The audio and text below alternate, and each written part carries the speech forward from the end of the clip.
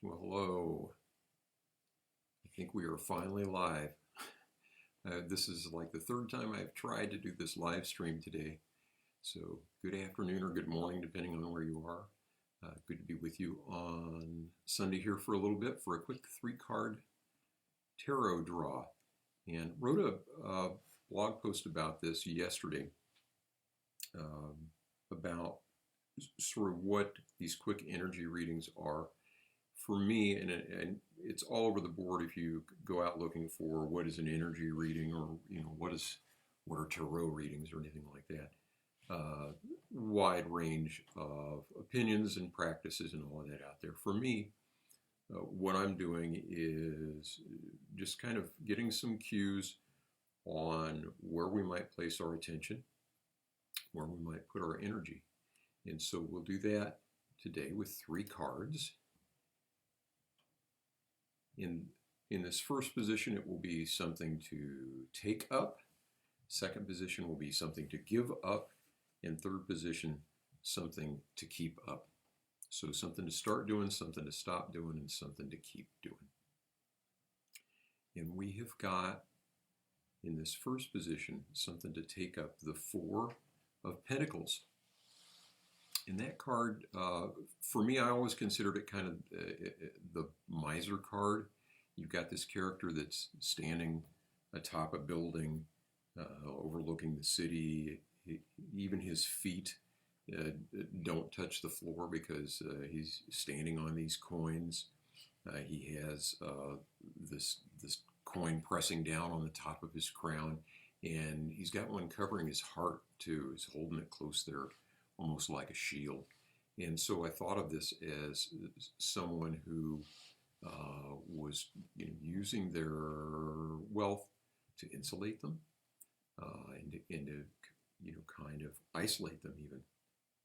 Of course, fours are the number of stability, and pentacles are the suit of the material realm, the physical realm, all things having to do with health and finances and earthly things.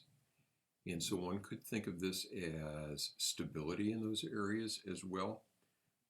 Over time, I've come to think of this card as sort of the shortcut phrase is, let's hang on to what we've got.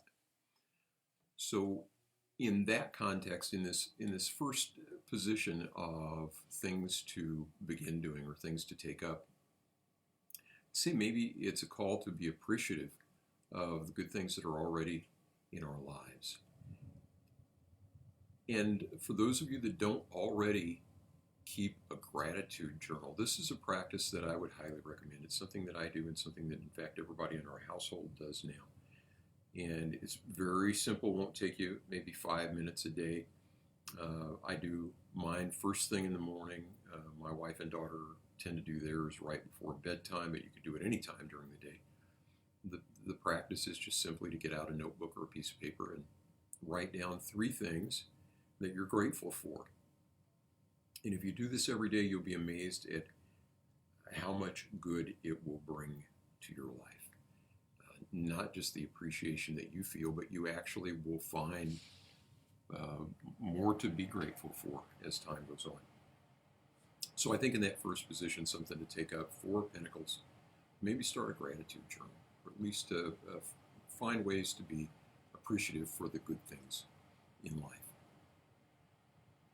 Okay, position 2, something to give up, something to stop doing. And this is a little bit puzzling, the sun in that position, because it's such a positive card. It's like, why would we want to give up the beauty and warmth that the sun represents, and that sort of spiritual element of our lives that the light represents? And there's this beautiful child, riding the white horse, unfurling the banner, representing liberation and just everything good.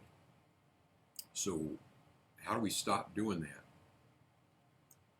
And as I thought about this, I think that maybe that could mean that we shouldn't focus so much on the spiritual, eternal side of things, that we neglect what's going on in the here and now in this world. So this may be that we ought to be more attentive to the needs of others, that we ought to be more attentive to the sufferings of others, and not necessarily turn our backs on the light, but make sure that we're sharing that light, sharing that warmth with others. So I would say in the position of something to give up, that might be an unbalanced focus on the happy, bright, spiritual side of things.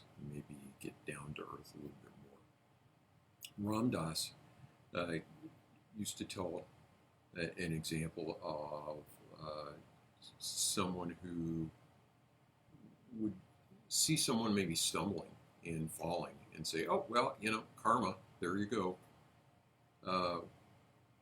And that we don't want to get so out of balance that we're able to look at some of the terrible things that are happening right here and now in this realm and be callous to that and say, oh, well, everything's fine. We're all spiritual beings. Everything's going to be okay. We also don't want to get unbalanced the other way to where we're so filled with angst and sorrow that we can't get through the day. So it is a balance. And I think that maybe in this position, this card calls for that sort of balance. I'd love to hear what other card readers think about that. In this position, the moon, of something to keep doing. I think of this card as a card of mysteries emerging, or things that are hidden, emerging but not quite yet. We've got this little critter coming out of the pool of the subconscious here. We've got, looks like one domestic dog and one wild dog baying, barking at the moon up here between these towers. It's all kind of very otherworldly and weird. And so I think in the position of something to keep doing, maybe that means, or could mean, to celebrate your weirdness. And if you're like me, this would definitely be something to keep doing because it's something that I do all the time anyway. Don't be afraid of these odd, mysterious things trying to come up into our lives. Embrace them, celebrate them, and if that's something that you have sort of done anyway, do it unabashedly. So something to take up, something to give up, something to keep up. That would be my analysis of these. You could put whatever designation you would want on these positions in a card spread. So the classic three-carder is past, present, future. But as you can see, you can use your own designations. And the value of this practice is that if we were, for instance, we in the Catholic world are heading into Lent this week. Many other Christian traditions as well will be beginning to observe Lent, and that's a time to look inward, to examine our lives, time for fasting and prayer and charity. And so we typically look for things maybe to give up as a fast during Lent. So to me, this thing of something to give up, something to take up, and something to keep up, kind of tied in with that. But you could, if you just sat down to make a list, you would probably come up with some ideas. You might even do some other creative techniques for brainstorming and come up with some things that are fresh and new for you. But for me at least, when you add this random stimulus of a tarot card that has nothing to do with the question that you're looking at, it really gives that extra boost of creativity, jars your subconscious mind to kind of, you know, pull something up that might not come up otherwise. And particularly when you're faced with something odd like this in the middle, like why would we want to give up the sun? To me, that requires a little bit of creative thinking that, you know, maybe wouldn't have appeared if I had just sat down to make a list to say, well, what do I want to give up for Lent this year? So that's the value of this practice. And it doesn't have to be 3 cards. A lot of times I'll use 4 cards. But you can make those designations whatever you want. And if you were to do an online search for unusual tarot card spreads, you'll find a bunch of different ones that are, you know, some of them are really, really cool. Anyway, I would love to hear from you if you're a reader and familiar with the cards and you've got comments or interpretations here. Would love to hear those. And also, if you're someone who is not that familiar with cards and you've got questions or comments, love to hear those too.